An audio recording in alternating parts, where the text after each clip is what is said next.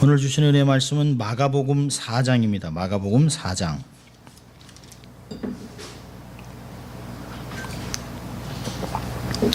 마가복음 4장 35절부터 41절입니다.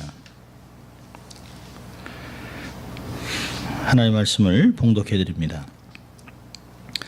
그날 저물 때에 제자들에게 이르시되 우리가 저편으로 건너가시자 하시니 저희가 무리를 떠나 예수를 배에 계신 그대로 모시고 가매 다른 배들도 함께 하더니 큰 광풍이 일어나며 물결이 부딪혀 배에 들어와서 배에 가득하게 되었더라.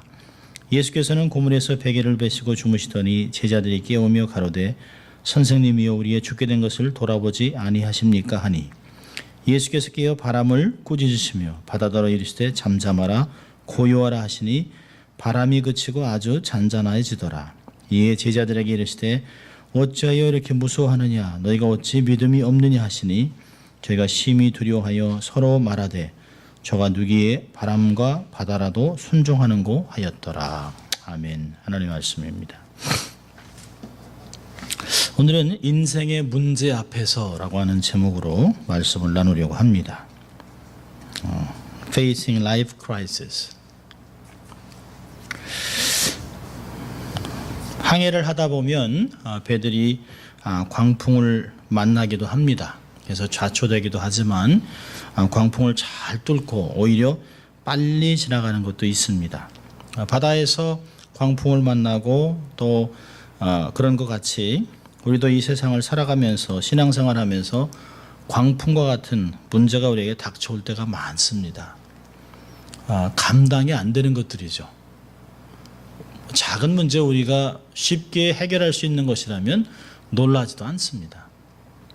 그런데 억할 정도로 놀랄 것들, 그러니까 도저히 상상을 하지 못했던 또 계획하지도 못하고 또 기대하지도 못했던 일들이 삶에 쾅 하고 부닥칠 때가 있습니다.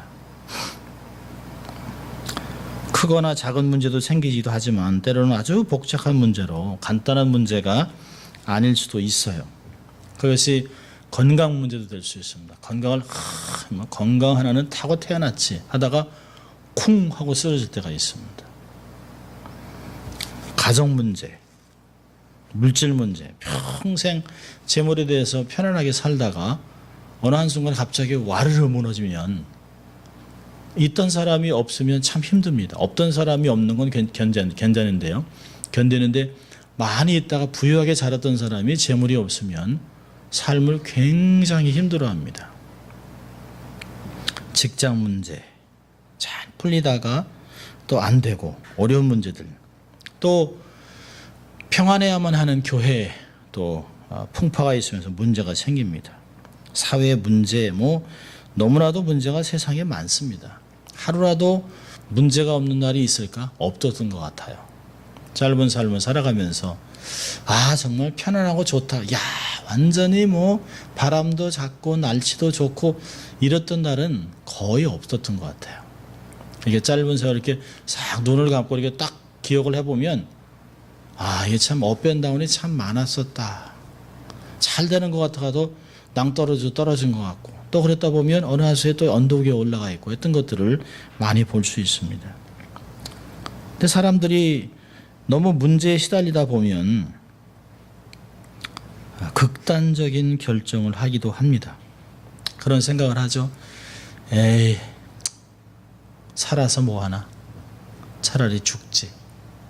그런 결정을 할 때가 있어요.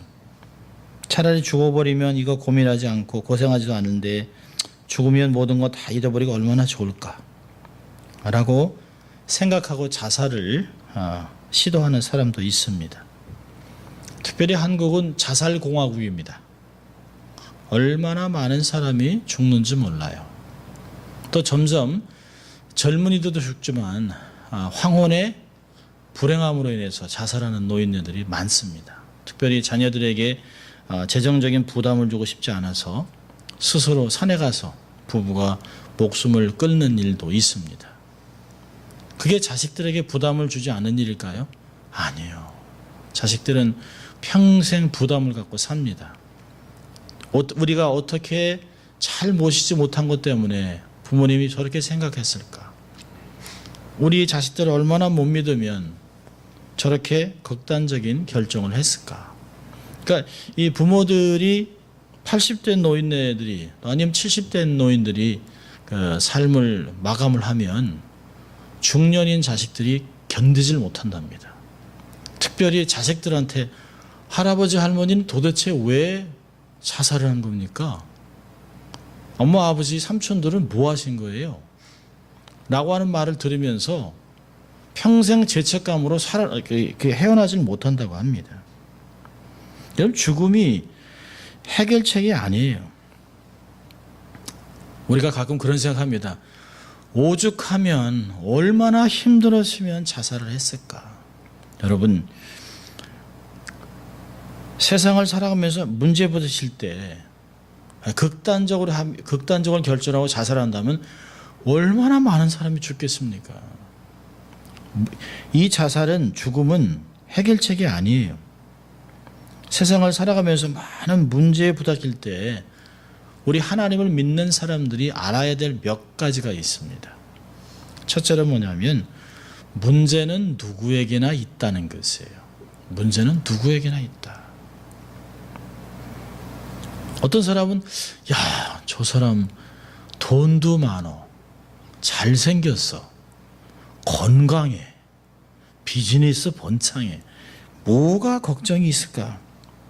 그런데요, 겉모습을 봐서는 몰라요. 사람들이 포장한 상태로 만날 때는 아무도 알 수가 없습니다. 그 사람, 아니 그 사람이 무슨, 아니 내가 그 사람 같으면 정말 행복하게 살겠다. 근데 그렇지 않아요. 사람들은 알고 보면 크고 작은 문제가 있지만 그것을 밖으로 드러내지 않고 살아갈 뿐입니다. 드러내지 않고 꼭 참고 또 포장을 하고 또 수치를 당할까 봐 부끄러움 때문에 표현을 안 합니다. 아무리 잘 사는 사람도, 다복한 사람이라도 자세히 들여다보면 다 문제가 있어요. 다 좋은데 아이가 자꾸 시름시름 앓습니다. 다 괜찮은 것 같은데 아이가 자꾸 세상에 안 나가요. 어떤 집은 정말 잘 사고 부자인데 아이가 없어요. 불임이에요. 제가 아는 그 제자도 13년 됐는데 아이가 없어요. 아이를 너무 갖고 싶어 하죠. 그래서 아리피스 인세미네이션도 한 번 할 때마다 막 15,000불씩 20,000불씩 들여서 했는데도 몸만 축 나는 거예요. 그래서 제가 그러죠. 입양을 해라. 근데 또 그건 다 안 되나 봐요. 근데 제가 아는 후배 목사는 저한테 뭐 늘 스승이라고 합니다만은 입양을 해라. 근데 입양을 하고 둘째 또 입양을 했는데 얼마나 이쁜지 몰라요. 딸 둘이 얼마나 이쁜지 몰라요.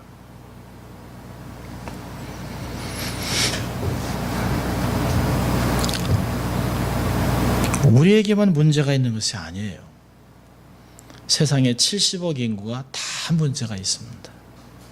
다 다양하게. 왜 나만, 우리 가정에만, 왜 우리한테만이라고 문제가 있다고 생각하는 사람은 어리석은 사람입니다. 사실은 내게만 있다고, 내게만 문제가 있다라고 생각하면 고통이 너무 커요. 그리고 자꾸 비교를 하면 왜 저 사람은 나보다도 신앙이 안 좋은데, 나보다도 예수를 잘 안 믿는데 저렇게 행복하고 나는 왜 예수 믿는데 이런 어려움을 당해야 되나? 왜? 라고 질문하면 우리의 삶은 고통스러워집니다. 그런데 우리가 다양할 뿐이지 모든 사람에게는 문제가 있다라고 받아들이면 그 아픔이 조금은 덜어져요. 말을 안 할 뿐이지 사실은 사람들이 다 그렇잖아요. 내 문제가 가장 커 보입니다. 다른 사람은 그 드러내지 않고 못 느끼니까 그 집을 다 들여다보고 살펴보지 않았기 때문에 그 사람이 겪는 아픔은 아무도 모르는 거예요. 돈만 있으면 아니에요. 저는 돈 많은 사람도 만나봤는데요. 그 자식들이 다 망가졌어요. 어릴 때부터 너무 좋은 차를 사줘가지고 고등학교 때부터 콜벳을 사줬습니다. 그리고 막 하면서 집도 헐리우드 꼭대기 그 높은 집에 살아요. 그런데 자식들이 다 망가졌어요. 저한테 그래요. 목사님, 돈이 있으면 뭐합니까? 근데 속으로 있으면 좋죠. 근데 있으면 뭐합니까? 자식을 다 잃었는데. 참 그런 것 같아요. 아, 참 안 됐다. 그런 걸 보면서 사람들은 누구에게나 문제가 있습니다. 누구에게나. 자, 둘째로는요. 문제는 언제든지 생길 수 있어요. 약속을 하고 오지 않습니다. 아니면 이렇게 뭐 짝수가 되는 해만 문제가 있다든지 그러지 않아요. 건너뛰지 않습니다. 뭐 홀수 있는 달만 이러지 않습니다. 생각지도 않은데 퉁퉁 터져요. 그러니까 매일 이러고 살아가는 인생 같습니다. 이제까지 문제가 많았지만 새해에는 문제가 없으면 좋겠다. 우리가 이렇게 소원을 하죠. 새해에는 2016년도 다 지났습니다. 이제 달력도 한 장 달랑 남았습니다. 2달짜리면 한 장, 한 달짜리면 2장. 그 바람 불면 휠휠 날아갈 수 있어요. 이제 뭐 얼마 남지도 않았습니다. 내년에는 좀 문제가 없으면 좋겠다. 하지만 아무도 개런티 못해요. 문제는 언제든 생길 수 있어요. 그러니까 문제가 생길 때 이상하다 그렇게 생각하시면 안 돼요. 그냥 이건 내추럴한 거예요. 내추럴. 문제는 언제든지 어디서든지 생길 수 있어요. 이상하게 생각할 필요가 없습니다. 근데 문제는 대개 여러 가지 오는 것 같지만 사실 그렇지 않습니다. 하나는 나의 부족함 때문에 올 수도 있어요. 또 하나는 어떤 거짓 때문에, 사단의 세력 때문에 문제가 생길 수 있어요. 또 하나는 아무 이유도 없어요. 이거 하나의 훈련일 뿐입니다. 이 문제들은 크게 딱 세 가지의 루트를 통해서 오는 거예요. 그러니까 우리가 부족하고 연약하고 모르면 당연히 문제가 생기죠. 우리를 넘어뜨리기 위해서 사단이 공격하고 나쁜 사람이 속이고, 그러니까 우리는 아무것도 하지 않았는데 또 원인을 전혀 모르는 것들이 도대체 알 수가 없어요. 내가 잘못한 것도 아니고 주위에 원수가 있는 것도 아닌데 어째서 이런 일이 생기나. 그건 하나님만 아시는 문제예요.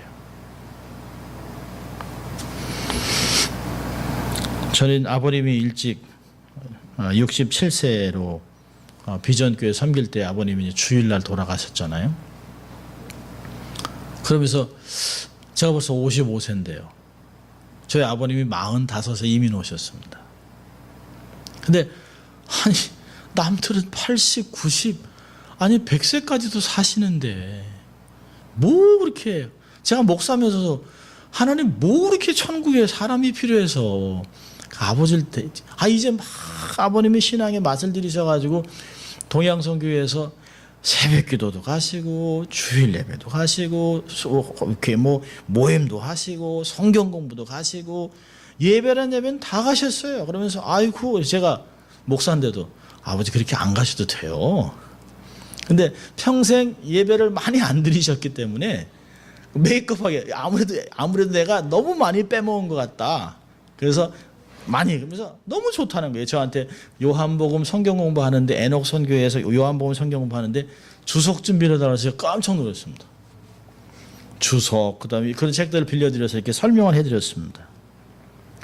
야, 성경 공부하러 가서 그래도 할 말이 있어야 되지 않겠니? 아유, 좋은 일이죠. 좋은 일이죠. 아버님 친구들이 다 장로님들이니까 얼마나 성경이 해박하시겠어요. 그래서 그걸 열심히 읽으셨어요. 아무 이유도 없이. 그렇게 법 없이도 살던 분인데 원수도 없어요. 하나님만 아시는 거죠. 세 번째는요. 문제는 누구에게나 있고 문제는 언제든지 생길 수 있고, 세 번째는 문제가 다 나쁜 건 아니에요. 모든 문제가 다 문제가 되는 것이 아닙니다.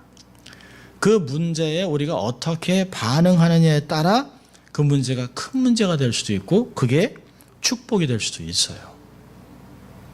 만약에 어떤 사람이 신앙이 약했다가 병이 들어서 하나님을 찾다 은혜 받아서 믿음이 커졌으면 그건 문제라고 하기보다는 오히려 전화위복된 축복이라고 할 수 있는 것이에요.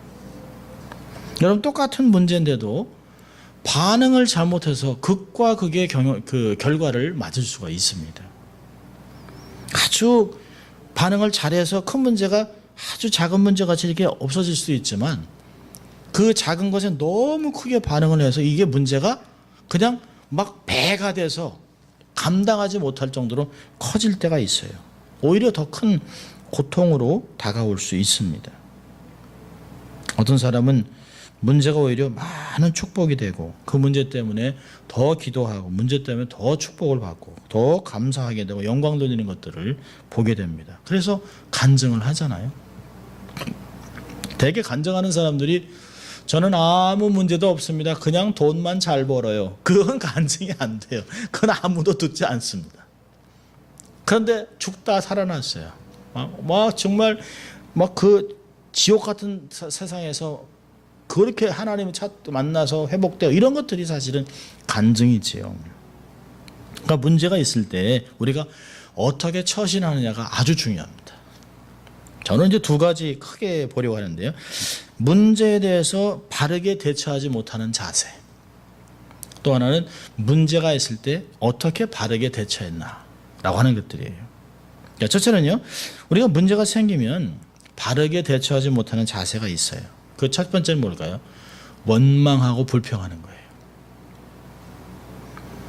참 원망 불평은 끝이 없어요.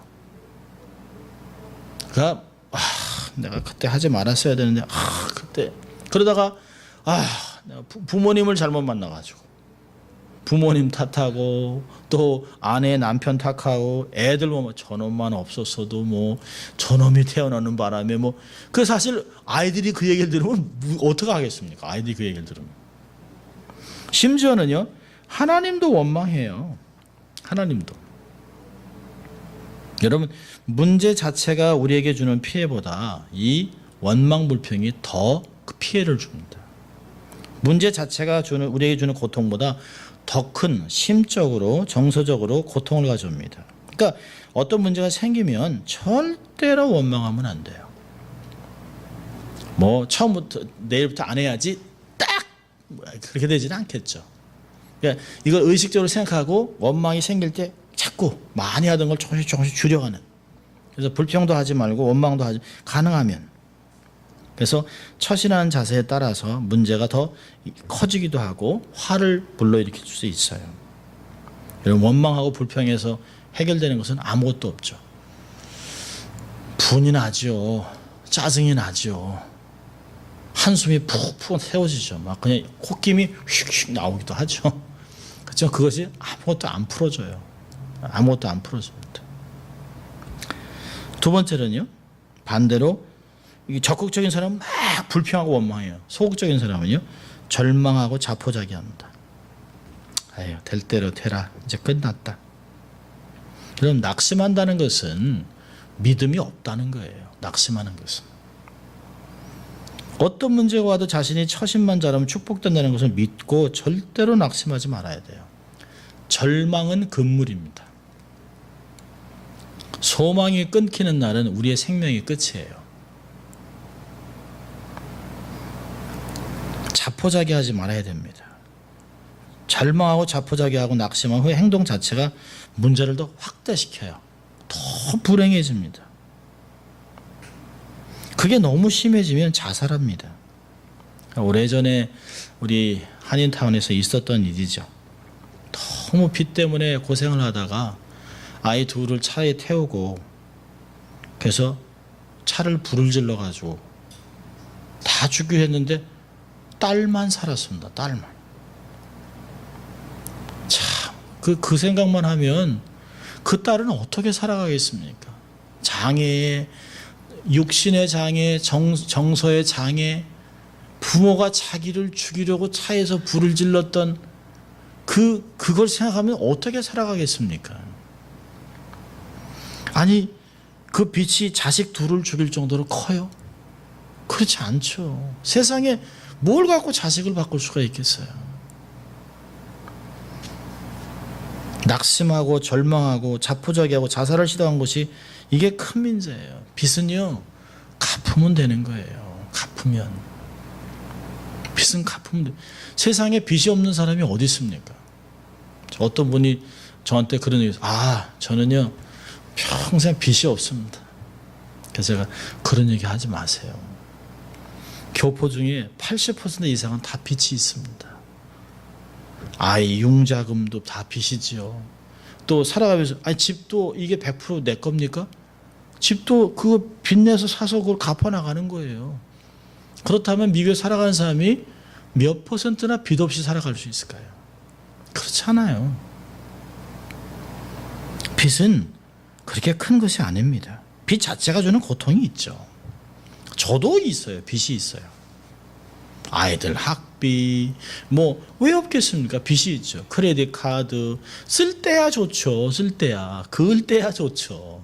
근데 날라오는 빌빌 때문에 빌빌대는 거예요. 살아가면서 아휴 또 빌이 날라왔다. 이거 왜 썼지? 이거 진짜 내가 썼나? 이렇게 할 때가 있습니다. 갚으면 되는 거예요. 그것 때문에 절망하고 자살 소동하는 것이 고통을 100배, 1000배, 만배로 확대시키는 것이에요. 예수 믿는 사람은 절대로 그렇게 극단적인 결정을 하면 안 돼요. 세 번째로는요, 잘못된 그 결정은 문제로부터 도피하는 거예요. 너무 괴로우니까 문제를 피하려고 합니다. 환경을 떠난다고 문제가 해결됩니까? 아니에요. 또 술이나 마약이 그게 해결할까요? 아니에요. 문제를 제대로 파악할 생각도 안 생겨요. 그럼요. 혼미해가지고. 문제가 있으면 정신을 바짝 차려야죠. 문제를 피할 생각으로 술을 마시거나 마약을 하게 되면 도리어 문제는 심각해집니다. 심각해져요. 그때 잠깐이죠. 잠깐 그냥 한 거지만 그게 해결이 안 되잖아요. 단지 현실과 비현실을 왔다 갔다 하는 것이에요. 현실을 감당 못하니까 비현실로 확 들어가 버려요. 약이나 이 술을 통해서. 근데 깨고 나면 머리 아프고 힘들어요. 네 번째로 가장 나쁜 것은 하나님을 멀리 떠나는 거예요. 문제가 생기면 예수 믿는 사람도 원망해보고 환경도 탓해보고 하다가 내가 신앙생활을 삐딱하게 하는 것도 없고 열심히 했고 교회도 섬기고 할 만큼 다 했는데 하나님 나 같은 사람이 고통을 당하면 누가 신앙생활 하겠습니까? 한 번은 선교사님들하고 대화하면서 그런 얘기 하는데 목사님 우리 같이 다 버리고 온 선교사가 고통을 당하면 신앙생활 이거 어떻게 해야 됩니까? 그래서 제가 그런 질문을 왜 저한테 합니까? 나도 모르는데. 그래서 제가 그랬어요. 그러면 어떻게 해야 됩니까? 그럼 하나님 버리죠. 어떠니? 말도 안 되는 소리를. 결국은 답은 다 있잖아요. 우리가 절대 하나님을 떠날 수는 없어요. 그런데 신앙이 약한 사람들은 하나님한테 삿대질을 하고 원망을 하다가 하나님을 떠납니다. 나 하나님 안 믿어. 지금 교회 나가서 되는 것도 없고 신앙생활 한다고 나아지는 것도 없고 기도한다고 해서 들어주는 것도 없고 그렇게 얘기를 합니다. 여러분 문제 때문에 하나님을 저버리는 것만큼 나쁜 게 없어요. 얼마나 기가 막히겠습니까? 그렇게 문제로 고통당하면서도 하나님을 찾지 않고 기도할 생각을 하지 않는 것은 그 믿음이 약한 것이에요. 그러니까 작은 문제 갖고도 하나님한테 섭섭하고 하나님 어떻게 이러실 수 있습니까 나한테. 근데 자식이 부모의 마음을 알겠습니까? 어떤 걸 딱 빼서 이거 그만해 이거 하지마 먹지마 라고 할 때 자식은 근데 그 부모의 마음을 알겠어요 자식이? 모르는 거예요. 어떤 문제가 생겨도 하나님 앞에 나가서 엎드리면 해결됩니다. 축복을 받게 돼 있어요. 어떤 문제에 부딪히느냐가 문제가 아니고 그 문제를 어떻게 해석하고 어떻게 반응하느냐에 거기에 키가 있습니다. 어떻게 마음을 먹느냐에 달려 있어요. 이 문제를 어떻게 할까? 여러분 문제는 반드시 답이 있어요. 답이 없는 문제를 내는 사람은 없습니다. 저도 선생이지만 답이 안 나오는 문제를 내면 그건 선생이 아니에요. 선생도 그런데요. 우리가 아이들한테 사탕 하나 어릴 때 사탕 하나를 더하면 몇이지? 그리고 거짓말로 가르쳐 주겠어요? 안 그렇거든요. 풀지도 못하는 문제를 2살짜리한테 뭐 미분적분 가르치겠어요? 아니요, 안 그렇거든요. 당연히 답을 아는 문제들을 낸단 말이죠. 고린도전서 10장 13절이 그거예요. 우리가 감당할 만한 시험밖에는 준 게 없어요. 시험 당할 쯤에 하나님 미쁘시기 때문에 피할 길을 반드시 내세요. 우리로 능히 감당케 하신다. 그러니까 문제는 우리의 믿음만큼 오는 거예요. 우리의 분량만큼 오는 거예요. 감당하지 못할 건 아예 안 줘요. 그러니까 하나님이 더 잘하겠어요? 우리가 더 잘하겠어요? 아니, 이런 문제를, 근데 우리가 생각을 딱 바꾸면, 아, 이거 내가 감당할 수 있는 건데 어떻게 감당하지? 라고 생각을 바꿔야 된다는 것이에요. 하나님이 나를 믿어주시는구나. 나는 믿음이 전혀 없는 것 같은데 이렇게 문제를 큰 걸 맡기신 거 보면 하나님이 나를 이렇게 믿으시는구나. 아, 답이 여기 있구나. 라고 찾아낼 필요가 있습니다. 이스라엘 사람들이 출애굽한 후에 광야를 지나면서 얼마나 힘들었습니까? 물이 있습니까? 무슨 초목이 있습니까? 무슨 거기에 무슨 뭐 농사를 짓겠습니까? 낮이면 50도가 넘죠. 밤이면 그냥 너무 춥죠. 그런데 하나님이 그때마다 물이 없을 때 반석을 쪼개서 물 주시고 만나를 내려주시고 옷과 신발이 해지지 않게 하시고 밤에는 불기둥, 낮에는 구름기둥 다 주셨어요. 근데 그때 너무 감사하고 너무 즐겁고 노예로서 자유롭게 해준 것에 감사하고 살았다면 얼마나 좋겠어요. 근데 원망 불평하다가 2주문 들어갈 땅을 40년을 돌다 다 죽어요. 1세, 1.2세까지 다 죽습니다. 그러니까 원망이 생기면, 문제가 생길 때 원망 생기면 이건 위험시험합니다. 이건 빨간불이 켜지는 거예요. 원망과 불평을 하면 은혜를 받지 못해요. 믿음이 줄어듭니다. 있던 믿음도 죽어요. 하나님의 영광을 가리고 하나님으로 하여 마음을 아프게 하고, 가끔 자식이 말을 안 들으면 답답하다가도 어이구 이걸 폐기 돼 이거 어떻게 해요. 그게 부모의 심정입니다. 문제가 있을 때 자꾸 불평하고 원망하고 짜증내면 안 돼요. 이스라엘 백성처럼 망합니다. 한두 시간에 끝날 것, 한두 주에 끝날 것이 40년이 걸릴 수도 있어요. 그런 레슨들을 우리가 배울 필요가 있다는 것이에요. 자, 그렇다면 반대로 문제에 올바르게 대처하는 자세가 뭘까요? 오늘 본문에도 이게 나옵니다만은, 첫째로는 하나님을 찾는 것이에요. 문제가 딱 터지면 답을 갖고 계시는, 문제를 내신 분을 찾아가는 것이에요. 어떤 문제가 생겨도 그 문제를 출제자는 답이 있어요. 모든 문제에 답을 갖고 계시는 마스터키를 갖고 있는 그 하나님께 나가면 됩니다. 하나님만 찾으면 해결이 돼요. 하나님만 찾으면 살 길이 열려요. 하나님 찾는 것 자체가 얼마나 큰 축복이 되는지 몰라요. 문제가 있을 때 막 사람을 찾아다니고 막 내가 내 힘으로 풀어보려고 하면 그건 안 돼요. 그런데 믿음이 있는 사람일수록 사람을 찾는 걸 포기하고 우왕좌왕하는 걸 딱 내려놓고 딱 무릎을 꿇는 거예요. 그게 가장 최선의 방법입니다. 문제 때문에 하나님을 찾게 됐다면 그 자체가 축복이죠. 하나님의 부르심에 응답하는 거죠. 어떤 신학자는 그랬습니다. 문제는 하나님이 우리에게 이름을 불러오면서 큰 소리로 부르는 거라는 거예요. 평상시에 하나님 안 쳐다보니까 하나님의 문제를 던져가지고 야 여기 좀 봐라 라고 그러신다는 거죠. 그때 안 들려 그러면 해결이 안 되는 거예요. 네 하고 그분 찾아가면 문제가 해결이 되는 것이에요. 여러분 이렇게 예배에 나와 있는 게 얼마나 좋은 일입니까? 참 목사도 예배 한번 오늘 쉴까? 그런 마음도 생겨요. 제가 늘상 예배 흥분되고 그러기도 하지요. 근데 어떤 때는 피해봤으면 하는 생각도 있어요. 그런데 나오면 좋은 거예요. 또 이 말씀을 듣고 어떤 깨달음을 얻고 힘을 얻고 돌아갈 성도들을 생각하면 또 힘이 나는 거죠.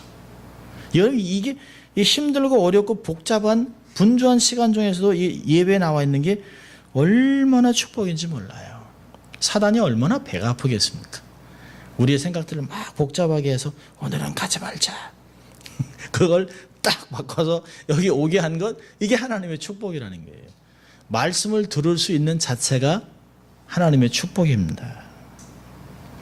하나님을 찾는 것이 문제의 해결의 첫 번째 단초입니다. 두 번째는요, 하나님께 간구하는 것이에요. 문제가 생기면 문제를 안고 가만히 있으면 안 돼요. 어떤 사람은 그냥 이를 악물면서 막 참아요. 여러분, 이를 악물고 참는 게 아니라 문제를 갖고 기도해야 되는 거예요. 기도해야 되는 거예요. 참는다고만 다 되는 거 아니에요. 그냥 무조건 참을 인자 3번, 안 되면 10번, 100번, 그걸로 해결되는 게 아니에요. 참는 것도 중요하지만 참아도 기도하면서 참아야죠. 기도하면서. 한 번 해서 안 되면 2번 하고, 2번 해서 안 되면 10번 하고, 또 점잖게 기도해서 안 되면 소리치고, 안 되면 금식도 하고 통곡도 하고 뭐 그런 게 필요한 것이죠. 하나님 앞에서 간구하면 놀라운 일이 일어나요. 기도는 애누리가 없습니다. 기도는 반드시 응답이 있어요. 놀라운 것은 간구하다 보면 하나님이 우리의 기도 제목을 바꿀 때가 있어요. 기도하다가 하나님이 이걸 막으시는구나.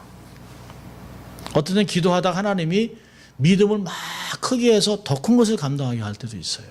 그러니까 참고만 있으면 안 돼요. 우리가 막 기도하다 보면 하나님이 새로운 것들을 알려주실 때가 있어요. 방향을 틀게 만들 때도 있어요. 나로 하여금 마음을 바꾸게 하실 때도 있습니다. 지금 때가 아니구나라는 걸 깨달을 때도 있습니다. 자식을 위해서 막 기도하는데 그게 아니에요. 그게 우리가 깨달을 때가 있습니다. 그러니까 하나님께 기도하다 보면 정말 밤새도록 기도하다가 정말 천사를 만나서 문제를 해결받았던 야곱같이, 약복강가의 인생같이 우리의 삶도 필요가 있습니다. 하나님 도와주세요. 축복하지 않으면 이게 내가 멈출 수가 없습니다라고 기도가 필요해요. 그러니까 물고 늘어지는 좀 믿음의 근성이 있어야 돼요. 사람을 물고 늘어지면 안 되지만 신령한 근성이 좀 필요해요. 하나님 들어주세요. 자식도 보면 그렇잖아요. 안 돼 그러면 안 된대. 그리고 가는 애가 있고요. 안 돼 그러면 막 앞에 와서 막 이렇게 주물르고 아빠 안 돼 언제 약속해 이러면 이게 마음이 슥 바뀌어요. 그래 그렇게 하자. 근데 처음에 아니래 하고 갔던 애는 뭐야 이거. 그렇지 않거든요. 그러니까 이게 좀 근성이 좀 있어야 됩니다. 물고 늘어지는, 간구하는. 세 번째는요, 하나님을 신뢰해야 돼요. 신뢰. 하나님을 찾아가서 하나님께 간구하고 하나님을 신뢰해야 됩니다. 신뢰하면 감사와 찬양이 나와요. 이 다윗이 기도했던 걸 보면 참 어려운 상황 속에서도요, 그 상황 속에서 하나님을 딱 믿는 순간에 찬양이 나와요. 하나님 원수들이 바산의 소들이 나를 치려고 하고 저주의 기도를 퍼붓다가 하나님은 선하십니다라고 하다 하나님의 딱 눈을 돌리면서 하나님을 딱 믿으면서 하나님 찬양하고 성실한 하나님 찬양합니다. 그리고 마치 다 이루어진 것이라고, 환경은 하나도 안 바뀌었는데 다 이루어졌다고 선언을 합니다. 그게 믿음이에요. 어떤 문제든지 내가 잘 풀면 내게 축복된다. 잘 풀면 내게 은혜가 된다. 잘 풀면 내가 감사가 넘치게 된다. 이런 것이 있어야 되는 것이에요. 여러분, 절대 주권은 하나님 앞에 있어요. 문제가 해결되는 것도 하나님 손에 있습니다. 죽고 사는 것도 하나님의 손에 있는데 로마서 8장 28절 우리가 아는 것 같이 하나님을 사랑하는 자 그 뜻대로 부르심을 입은 자들의 모든 것이 합력하여 선을 이룬대요. 나는 손해 같은데, 나는 죽을 것 같은데요, 나는 못 견딜 것 같아요. 그런데 이게 다 시간이 지나서 이게 합산을 해보면 이게 덕이 됐어요. 다 하나님의 뜻이 이루어졌어요. 다 하나님의 영광이 일어났어요. 지나고 나니까 하나님이 다 하셨구나. 근데 정말 더 큰 믿음은 돌아보고 감사하는 것이 아니라 그 자리에서 감사하는 거예요. 하나님, 저는 잘 모르지만 지금 상황으로 너무 답답하지만 하나님께 감사하기로 결정합니다. 내가 하나님 믿습니다. 하나님 먼저 하나님 찬양합니다. 의지를 동원해서 우리가 감정으로 그렇게 감사할 게 그렇게 나옵니까? 매일 그냥 아침에 일어나면 그냥 감사 충만, 기쁨 충만, 그냥 막 웃음이 터져나오고 그래요? 아니요, 그렇지 않아요. 의지를 동원해서 하는 거예요. 의지를 동원해서.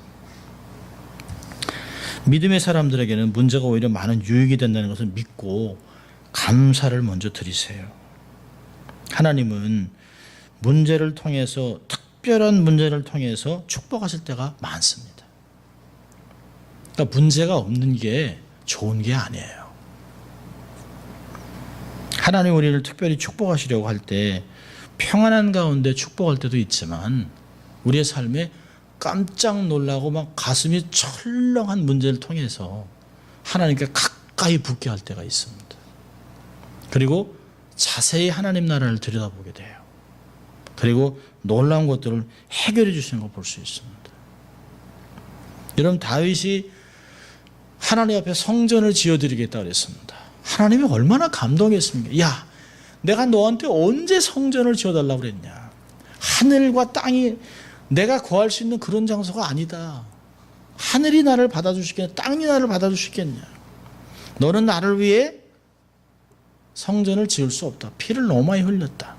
근데 네 마음이 너무 갸륵해서 내가 네 아들을 통해서 성전을 지을 수 있도록 허락했다. 그리고서 막 축복이 돼야 되잖아요. 그 다음에 밤낮 전쟁이 일어납니다. 하나님께 성전을 지어주겠다고 한 후부터 굉장히 많은 전쟁을 치러요. 근데요, 전쟁마다 이깁니다. 전쟁을 이기면서 늘어난 게 뭐죠? 땅이 늘어나고 보화들이 늘어나요. 조공이 늘어납니다. 사실 솔로몬이 성전을 지었지만 성전을 위해서 다윗이 다 만들어놨어요. 블루프린트부터 시작해서 금, 은, 모든 걸 다 준비해놨습니다. 마치 솔로몬은 그냥 짜맞힌 것밖에 안 돼요. 성전을 위해서 금은 보화를 산더미같이 쌓아놨습니다. 전쟁이라고 하는 것 통해서. 그러니까 이처럼 문제가 우리에게 다 해가 되는 것이 아니에요. 축복이 될 수도 있다는 것입니다. 여러분, 본문을 보면 예수님이 제자들이 광풍이 불어올 때 어떻게 했습니까? 단잠 주무시는 예수님을 막 흔들어 깨우잖아요. 그러니까 예수님이 어찌 이렇게 무서워하느냐, 너희가 어찌 믿음이 없느냐라고 하셨어요. 사실 물에 빠지면 주님과 천국인데, 근데 그게 우리는 그게 생각이 안 돼요. 우리는 사실 이렇게 다 죽으면 주님하고 가는 건데, 근데 우리가 그런 문제에 딱 터지면 그게 안 되잖아요. 적어도 자기들이 노력하다가 주님을 깨웠어요. 거기에서부터 문제가 딱 해결이 됩니다. 주님이 딱 일어나시니까 점점 딱 명령하니까 바람이 딱 줄어들어요. 바다가 아주 잔잔해졌다라고 얘기합니다. 어떤 문제가 와도 두려워하기보다는 빨리 주님을 깨우는 거예요. 주님, 사실 모든 기도가 그 안에 다 들어가 있잖아요. 말하지 않아도 주여, 그 안에 다 들어가 있습니다. 이런 위대한 믿음의 사람들은 누구나 다 문제가 있었습니다. 성경을 보면 믿음의 조상들 쳐놓고 편안하게 살았던 사람은 하나도 없습니다. 다 고난을 당했어요. 다 고난 당했습니다. 보통 사람보다 오히려 더 큰 문제가 많았어요. 그런데 그 문제 속에서 정말 빛나는 사람이 되고 큰 인물이 되고 더 축복을 받았습니다. 그러니까 위대한 사람들의 특징은 뭐냐면 문제가 생기면 정신을 바짝 차립니다. 그리고 기도해요. 아니 문제가 있는데 어떻게 기도하지 않을 수 있습니까? 문제가 생기면 또 철저히 회개해요. 아, 이 문제가 혹시 나 때문에 나의 이 어두운 이런 생각이나 이런 이 죄 때문에 이런 것 때문에 오는 것이 아닐까 해서 철저히 회개합니다.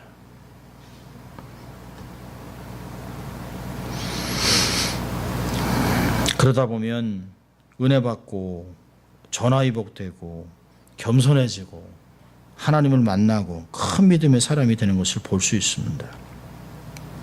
여러분 이삭은 창세기 26장을 보면 흉년이 들어서 먹을 것이 없어 걱정할 때 하나님께 기도하는 가운데 하나님의 음성을 듣습니다. 내려가지 말아라. 애굽에 내려가지 말아라. 그런데요, 그 아버지는 애굽에 내려갔다 혼났습니다. 하나님한테. 근데 이삭은 하나님이 지시한 대로 그랄 땅에서 그냥 농사짓고 살아요.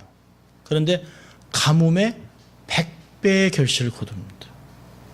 여러분 흉년이 들기 때문에 망하는 게 아니에요. 흉년 때문에 사람이 죽는 게 아닙니다. 하나님의 음성을 안 듣기 때문에 죽는 거예요.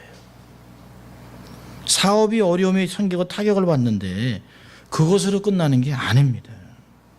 믿음의 사람들은 그럴 때 하나님의 음성을 듣기 위해 엎드려요.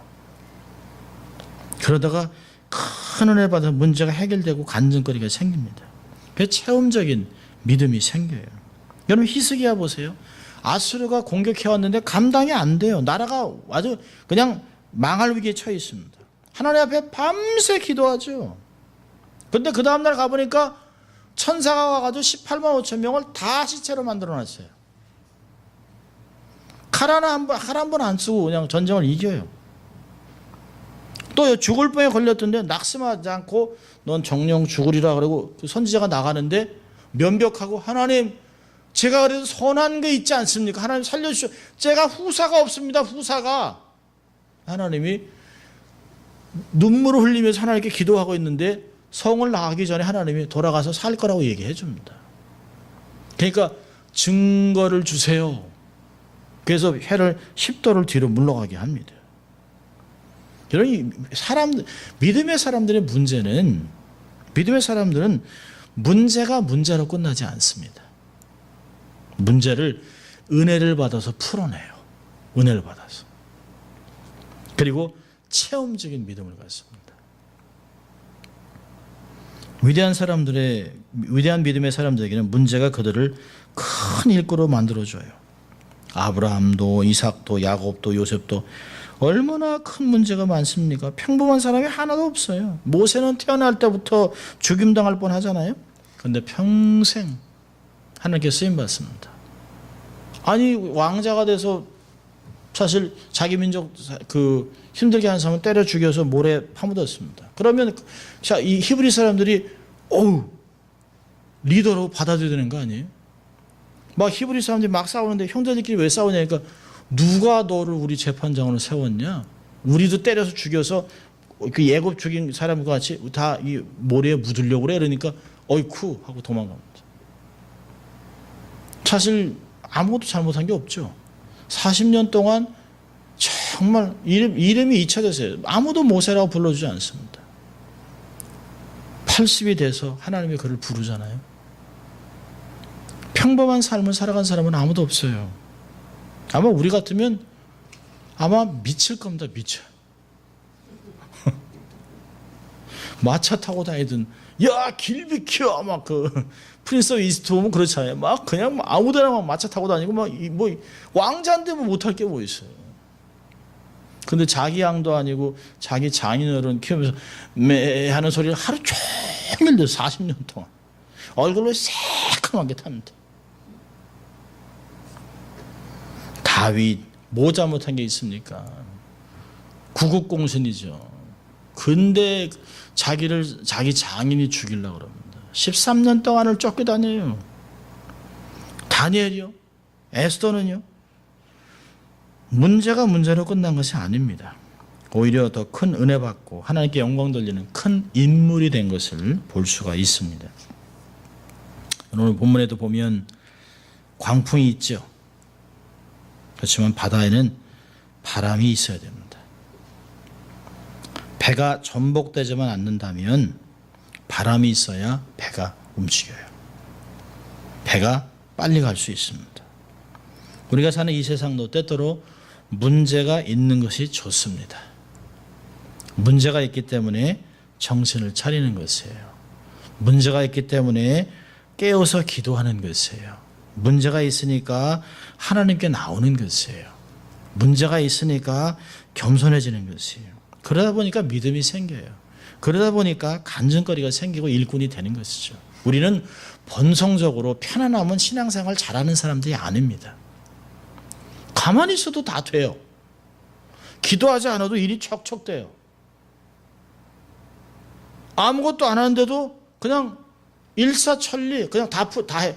그러면 기도할 사람 없습니다.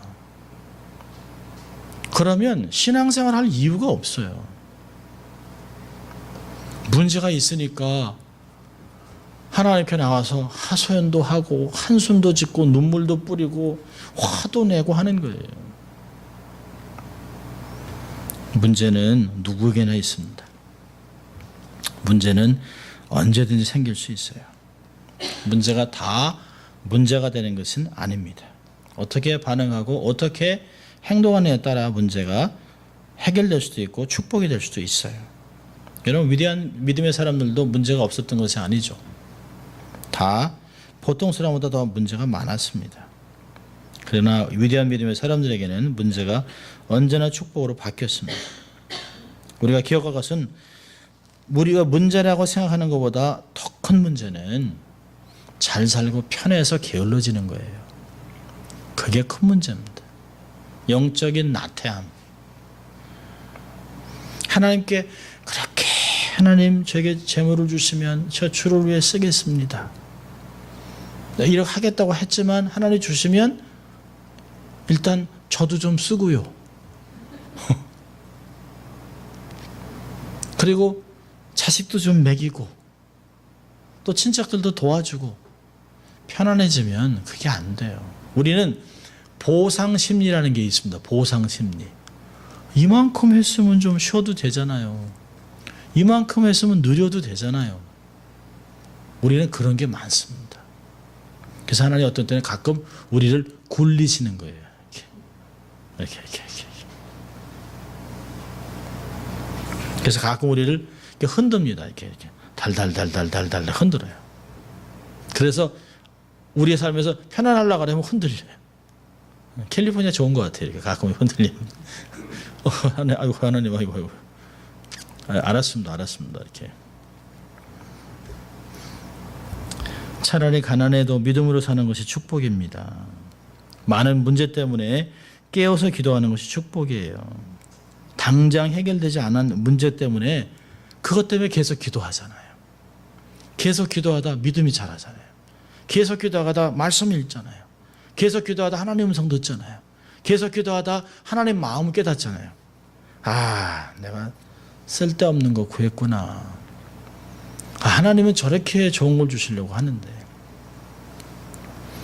하나님은요 가끔 우리 손에서 이렇게 우리가 이게 너무 작은 거 갖고 막 쥐고, 꼬맹이들 있잖아요. 꼬맹이들 2살짜리 이런 애들도 자기가 쥐고 있는 이 과자 뺏길까봐 이렇게 쥐고 있습니다. 이렇게 이게 잡으면 그 손에서 확 뺏으면 뺐지만 이렇게 잡아 당기면 그거를 안 뺏기려고 이렇게 쥐고 있어요. 요만한 조망만한 손으로.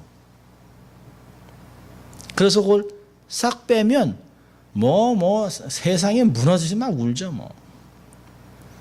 근데 엄마나 아빠는 좋은 걸 주려고, 좋은 걸 주는데 그걸 못 참는 거예요. 못 알아들으니까. 근데 하나님 어떨 땐 가끔 그거 잡고 있는 거를 이렇게 잡아 당겨서 더 큰 거 이렇게 보여줍니다. 이렇게. 그러면 놔요. 기도하다가 그런 걸 보는 거예요. 기도하다가 내가 쥐고 있는 것보다 더 큰 게 있어요. 하나님 갖고 있는 게. 그러면 놔요, 사람은. 근데 우리는 절대 비슷한 것 갖고는 안 놓습니다. 그러니까 하나님이 빵을 달라는데 돌을 주고 이러지 않습니다. 하나님 좋은 거 큰 걸 가지고 작은 걸 바꿔서 이렇게 기도할 때만 보이는 것이에요. 기도할 때. 하나님께 기도하다가 왜 자꾸 하나님이 내 걸 뺏으려고 하지? 내가 왜 자꾸 건강을 힘들게 내가 이게 자꾸 어려움을 이게 이게 뭐 더 큰 걸 주려고 이렇게 바꾸시는 거예요. 그게 기도 속에서 우리가 만날 수 있습니다. 그러다 보면 우리의 삶이 문제는 두려워할 게 아니구나. 믿음으로 바르게 처신만 하면 이것도 해결될 수 있다. 여러분 문제 앞에서 요동하지 마세요. 지체하지 말고 주를 찾으세요. 그분의 도움으로 해결하세요. 내 힘으로 허우적거리면 더 빠집니다. 문제도 해결받고 또 믿음도 성장하는 신앙인이 될 수 있기를 주의 이름으로 축원합니다. 기도하겠습니다. 하나님 아버지 감사합니다. 오늘도 하나님이 저희들을 부르셔서 우리의 삶에 있는 인생에 있는 문제들을 직시하고 또 믿음으로 잘 해결할 수 있도록 주를 찾아갈 수 있도록 저희를 권면하신 주님 감사합니다. 절대로 낙심하거나 하나님 극단적인 생각하지 않게 하시고 믿음으로 하나님 앞에 나아가 기도하다가 문제를 해결받는 저희들 될 수 있도록 주님 축복하여 주시옵소서. 감사하고 예수님 이름으로 기도합니다. 아멘.